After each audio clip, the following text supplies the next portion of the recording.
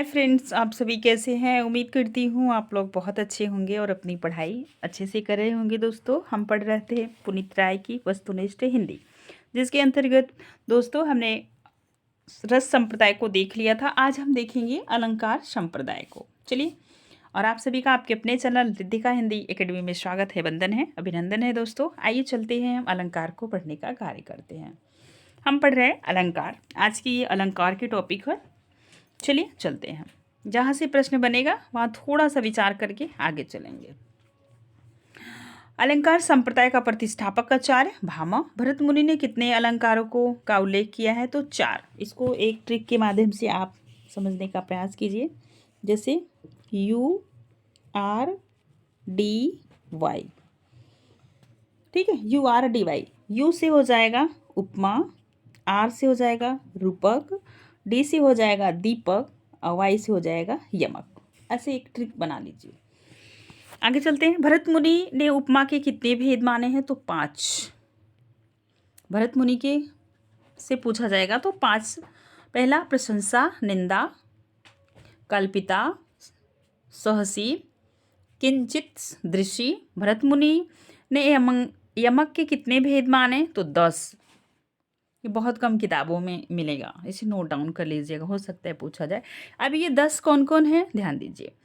पदांत यमक, कांची यमक, समुदय यमक, विक्रांत यमक, चक्रवाल यमक, संदृष्ट यमक, पदाति यमक, अमेदित यमक, चतुर व्यसित यमक।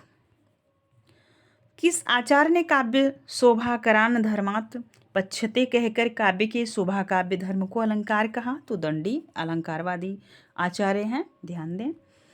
काव्य अलंकार नामक ग्रंथ का प्रणयन किसने किया? भामा। भामा ने कितने अलंकारों का वर्णन किया? 36। यहीं से TGT में प्रश्न बना था पिछली बार। ठीक, भामा ने अलंकारों का वर्णन किया है। 1 मिनट ध्यान दीजिए।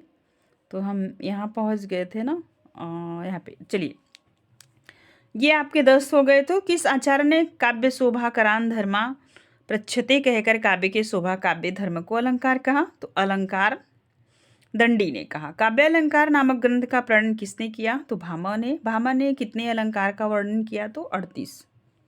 ठीक है,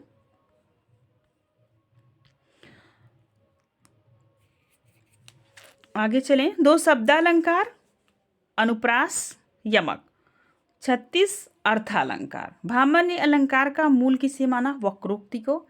आचार्य दंडी ने कितने अलंकारों का वर्णन किया? तो 39। ठीक है, आगे चलते हैं। 4 शब्दालंकार, 4 में उपमा अनुप्रास यमक, चित्र, पहेलिका।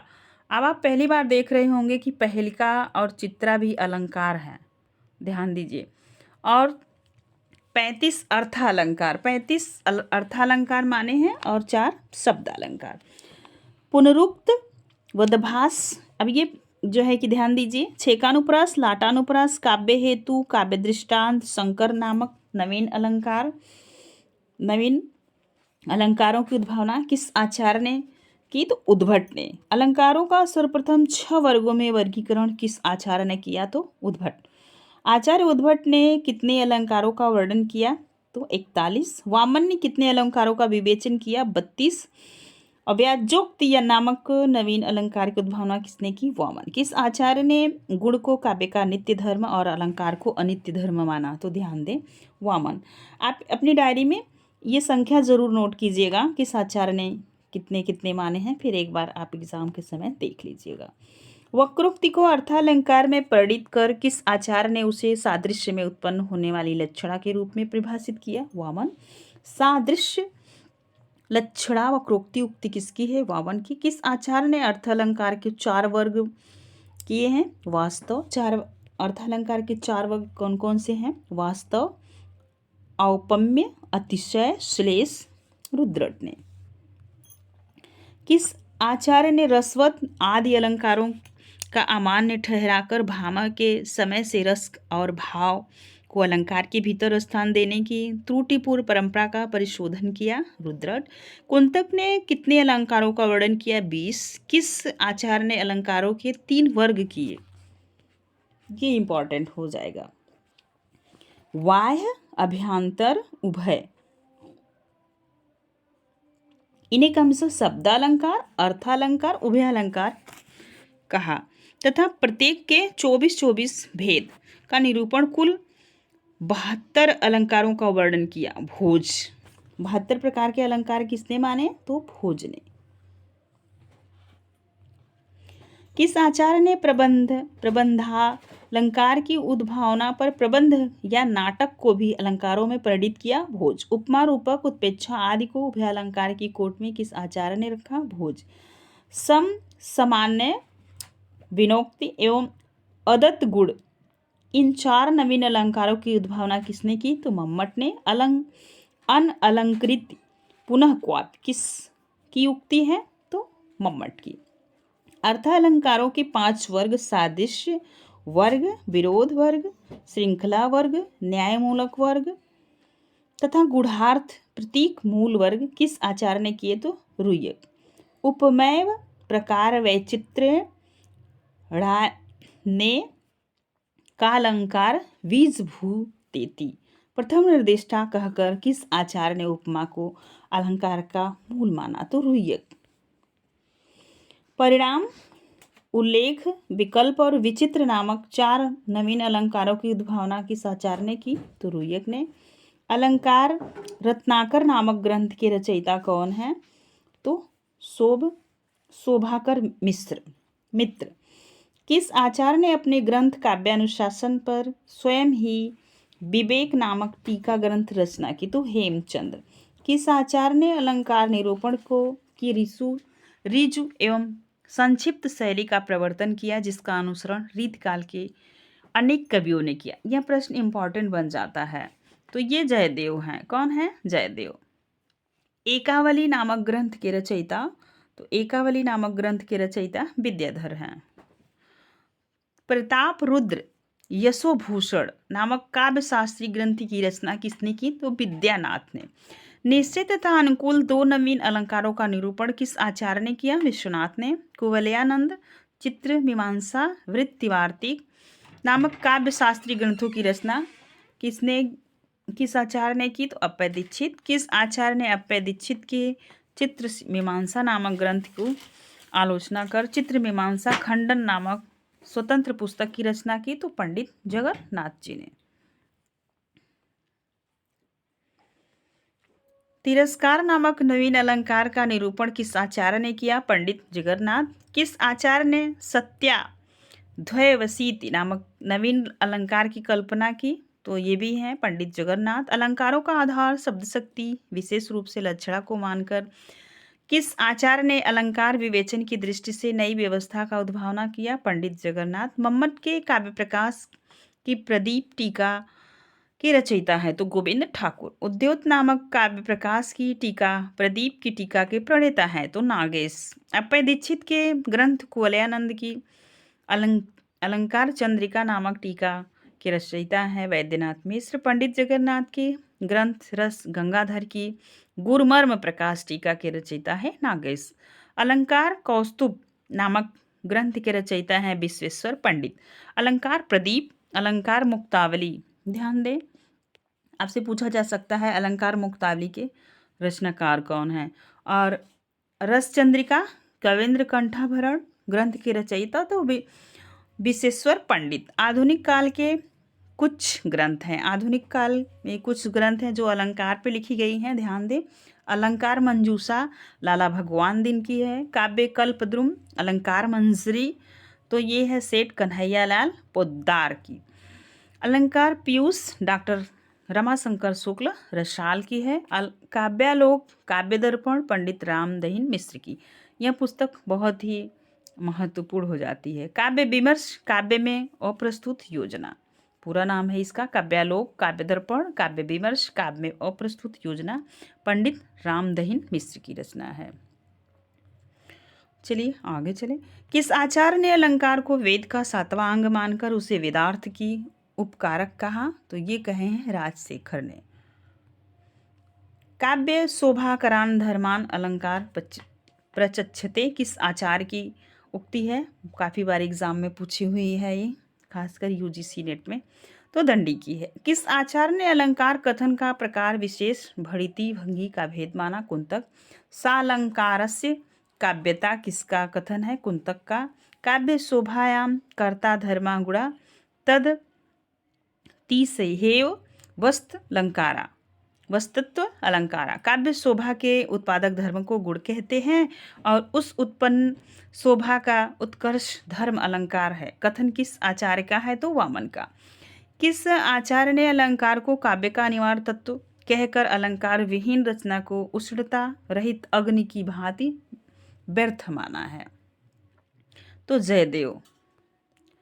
वाणी की अनंत शैलियों की परिकल्पना कर अलंकारों की अनंतता का समर्थन किस आचार्य ने किया? अनंतता ही वागिकल्पा प्रत्यस्य प्रकाशा चालंकारा। तो ये आनंद वर्धन की उक्ति है। किस आलोचक ने अलंकारों की अनंतता का समर्थन किया? रामचंद्र शुक्ल। संस्कृत काव्यशास्त्र में अलंकारों का वर्गीकरण का सूत्रपात किससे हुआ? तो भरत से हुआ। आगे चलें। किस आलोचक ने स्पष्टता, विस्तार, आश्चर्य, अन्विति, जिज्ञासा तथा कौतूहल को अलंकारों का मनोवैज्ञानिक आधार मानकर इसके मूर्त रूप को साधर्म, अतिशय, वैशस्य, औचित्य, वक्रता, चमत्कार का नाम दिया? तो डॉक्टर नगेंद्र। किस आचार्य के अनुसार गुड़ रस के साक्षात एवं नित्य रूप से उत्कर्षक हैं, पर अलंकार शब्द की शोभा के माध्यम से ही रस का उत्कर्ष है और वह भी अनित्य रूप से है? तो ये कथन मम्मट का है। किस अलंकारवादी आचार्य ने अनुप्रास अलंकारों के अंतर्गत उपनागरिका, परुषा और कोमला वृत्ति का निरूपण किया? तो उद्भट जी ने। किस आचार्य ने शब्दालंकार एवं अर्थालंकार के विभेद, तत्व, अन्वय, व्यतिरेक भाव की कल्पना की? तो आचार्य मम्मट। छंदो मंजरी ग्रंथ के प्रणेता कौन है? तो ध्यान रखें, छंदो मंजरी गंगादास। तद दोषो शब्दार्थो सगुड़ल वलंकृति पुनः क्वापि किसका कथन है? मम्मट का। किस आचार्य के अनुसार गुण और अलंकार में अभेद है? उद्भट। किस आचार्य ने गुण को काव्य का शोभा करार धर्म स्वीकार कर उसे उसका नित्य धर्म माना? वामन। किस आचार्य ने गुण को रस का धर्म तथा अलंकार को शब्दार्थ का धर्म सिद्ध किया? आनंदवर्धन। तम थम वल्यते ये अग्नि ते गुड़ा स्मृता किस उक्ति किसकी है? तो आनंदवर्धन की है। भरत मुनि ने गुणों के कितने माने? तो 10 माने हैं, जिसमें से आप देखेंगे तो पहला है श्लेष, प्रसाद, समता, समाधि, माधुर्य, ओज, पद, सौकुमार्य, अर्थ, व्यक्ति, उदारता, क्रांति। दंडी ने गुणों की संख्या कितनी मानी? बार बार पूछा जाने वाला प्रश्न। 10। किस आचार्य ने गुणों को शब्द एवं अर्थ गुण में विभक्त किया? 10 शब्द 10 गुण अर्थ गुण, ये इसका वर्णन किया है वामन जी ने। भोज ने कितने गुणों का वर्णन किया? 24। आचार्य मम्मट के अनुसार गुणों की संख्या 3 है। वामन ने गुणों की संख्या कितनी मानी? 20। भामा ने कितने गुणों का वर्णन किया? 30। आनंदवर्धन ने, ये मिलान वाले में यूजीसी नेट में ऐसा प्रश्न बनता है, आनंदवर्धन ने कितने गुणों का वर्णन किया? 30। गुड़ और रस दोनों को हम मिला के देखेंगे। माधुरी गुड़, श्रृंगार रस, ध्यान दीजिए गुड़ किस रस में प्रयुक्त होता है? तो माधुरी, श्रृंगार, करुण, शांत में प्रयुक्त होता है। माधुरी के अंतर्गत श्रृंगार, करुण, शांत। ओज गुड़ वीर, रौद्र, विभत्स। प्रसाद गुड़ में प्राय सभी रस आते हैं। गुणों के प्रमुख भेद हैं 3। जब आपसे पूछा जाएगा तो आप 3 बताएंगे, माधुर्य, ओज, प्रसाद। वैदर्भी रीति में किस गुण का समावेश रहता है? माधुर्य। गौड़ी रीति में किस गुण का समावेश रहता है? ओज। पांचाली रीति में किस गुण का समावेश होता है? तो प्रसाद। पांचाली, प्रसाद। वृत्ति का सर्वप्रथम वर्णन किस ग्रंथ में मिलता है? नाट्यशास्त्र में।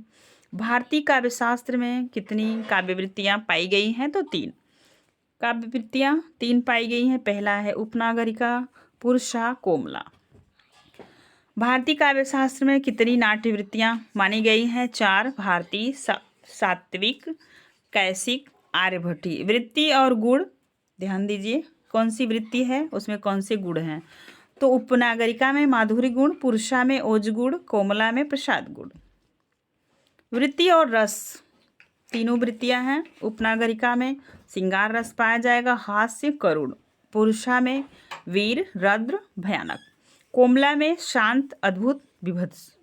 श्रृंगार रस में कौन सी रीति प्रयुक्त होती है? तो वैदर्भी। रौद्र वीर भयानक रसों में कौन सी रीति प्रयुक्त होती है? गौड़ी।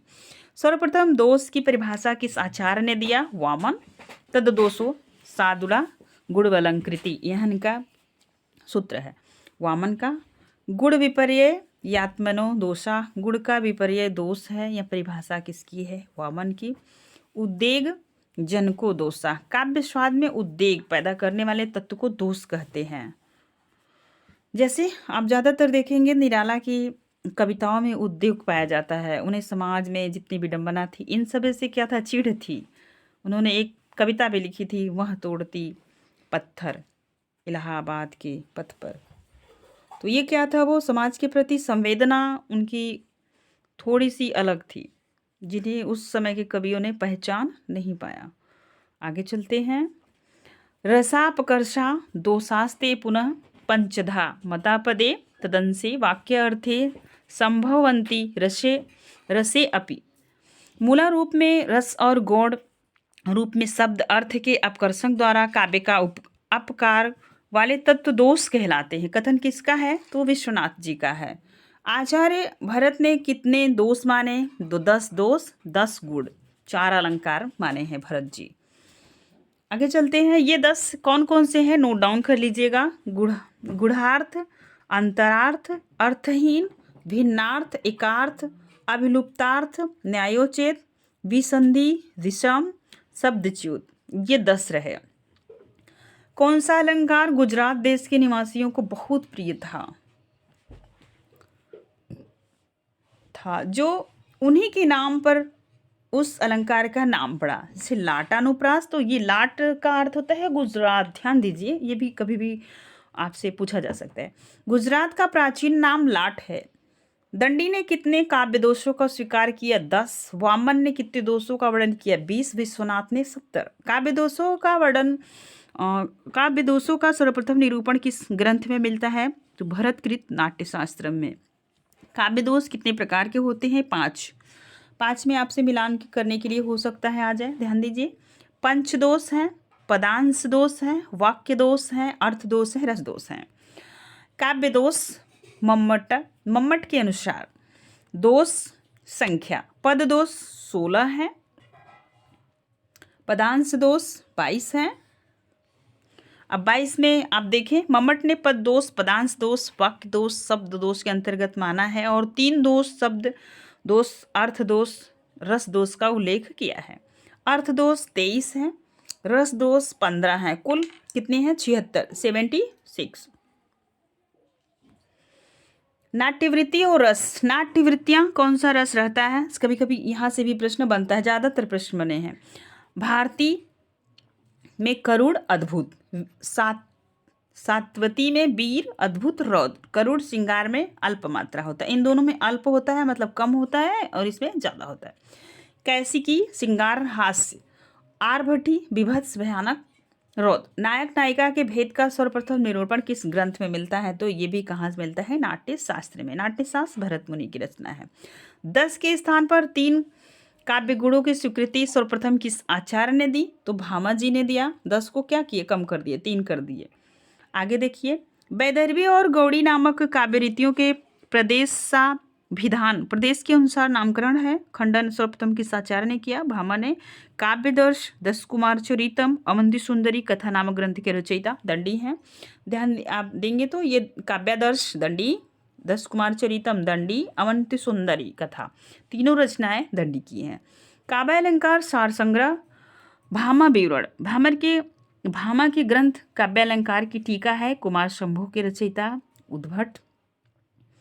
कुमार शंभु ये संस्कृत की रचनाएं हैं। आगे चलिए। उद्भट कृत काव्यालंकार सार संग्रह की टीकाएं हैं। देखिए टीका हैं कौन कौन सी? तो राजनक, तिलक कृत उद्भट विवेक, प्रतिहारेंद्र, राजकृत लघुवृत्ति। रस को कांति नामक गुण से किस आचार्य ने अभिहित किया? तो वामन।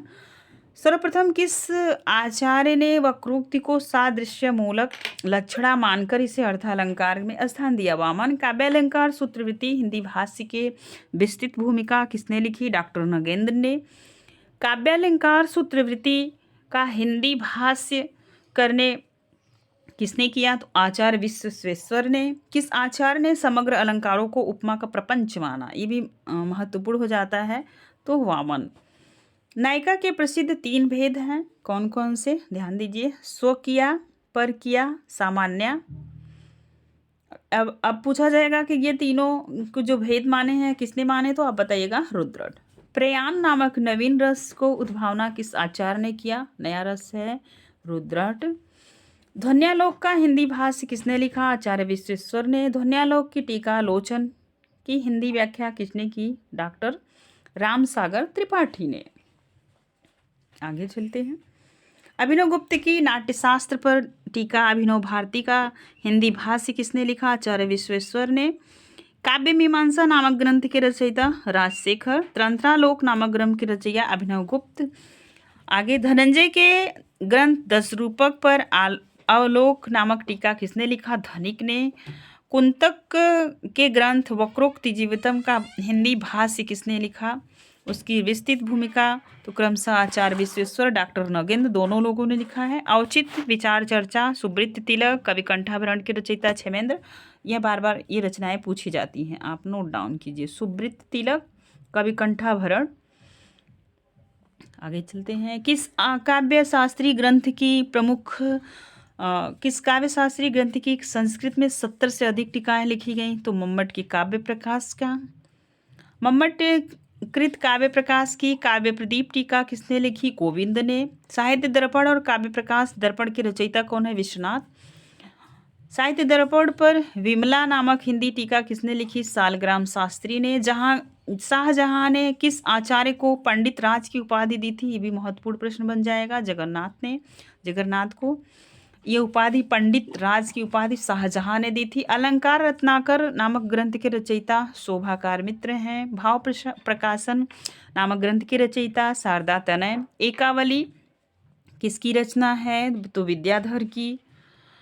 दंडी ने कितने काव्य हेतु माने हैं? 3 में वो कौन कौन से हैं? तो पहला है नैसर्गिक, प्रतिभा, निर्मल, शास्त्र ज्ञान, अमंद, अभियोग।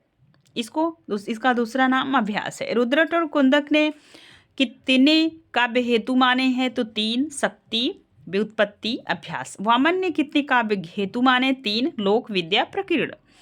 शक्ति कवित्व बीजम संस्कार विशेषः, कवित्व निर्माण के बीज रूप विशिष्ट संस्कार को प्रतिभा कहते हैं। यह कथन किसका है? तो मम्मट का।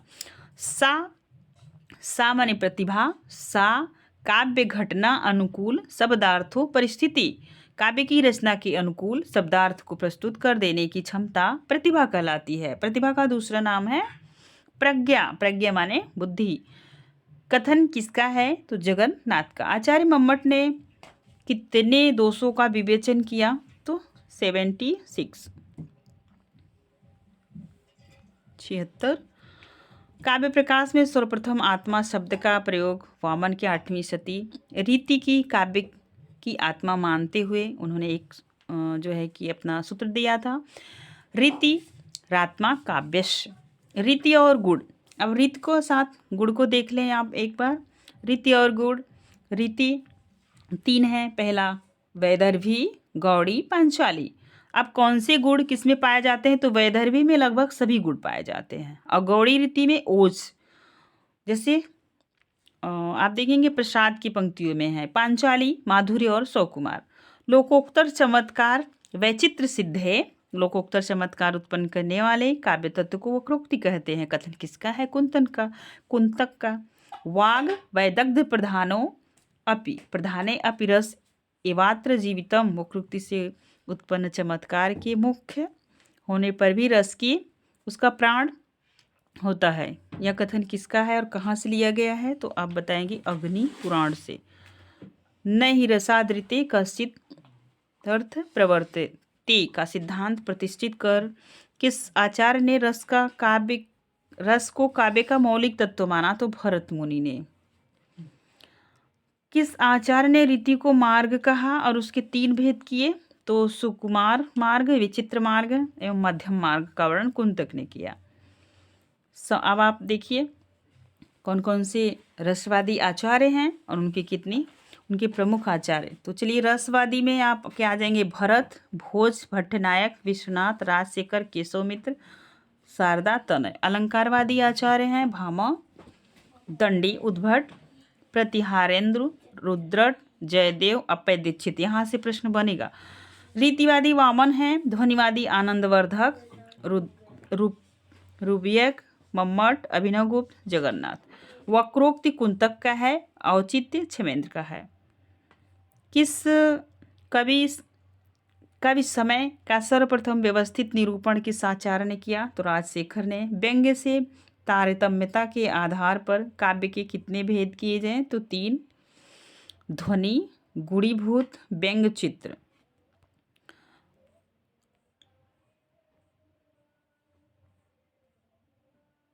काव्य रूप इंद्रिय गम्यता के आधार पर काव्य के कितने भेद हैं? तो 2। यहाँ से प्रश्न टीजीटी में बना हुआ है। 2 कौन है? एक दृश्य काव्य, दूसरा श्रव्य काव्य।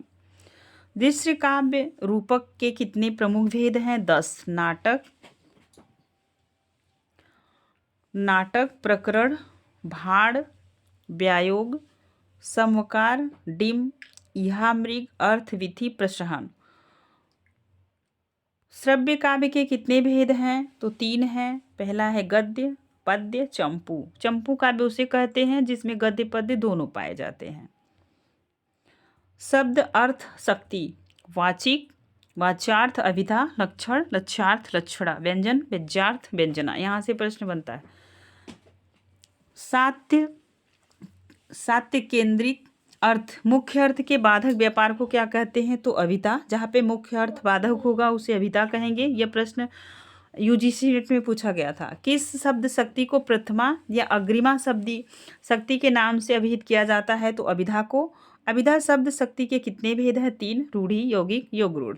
रूढ़ि उसे कहते हैं जिसको, जैसे आप एक शब्द लीजिए पानी, पानी को हम अलग करेंगे, इसका ना तो पा का अर्थ है ना तो नी का, ये क्या हो गया? रूढ़ि है। यौगिक, जैसे हम देखेंगे पाठशाला, तो ये पाठ अलग है, शाला अलग है, तो ये यौगिक होगा। दोनों अलग अलग शब्द हैं, अलग मीनिंग देते हैं। योग रूढ़ि, जैसे आप देखेंगे तो आपने समास पढ़ा होगा, इसमें एक बहुब्रीहि समास आती है जिसका अर्थ न प्रथम पद न द्वितीय तीसरा पद प्रधान होता है। जैसे आप देखेंगे लंबोदर, लंबोदर का अर्थ सीधा आप किसी को कहेंगे तो गणेश से लिया जाता है, तो यह क्या है? यह रूढ़ि है।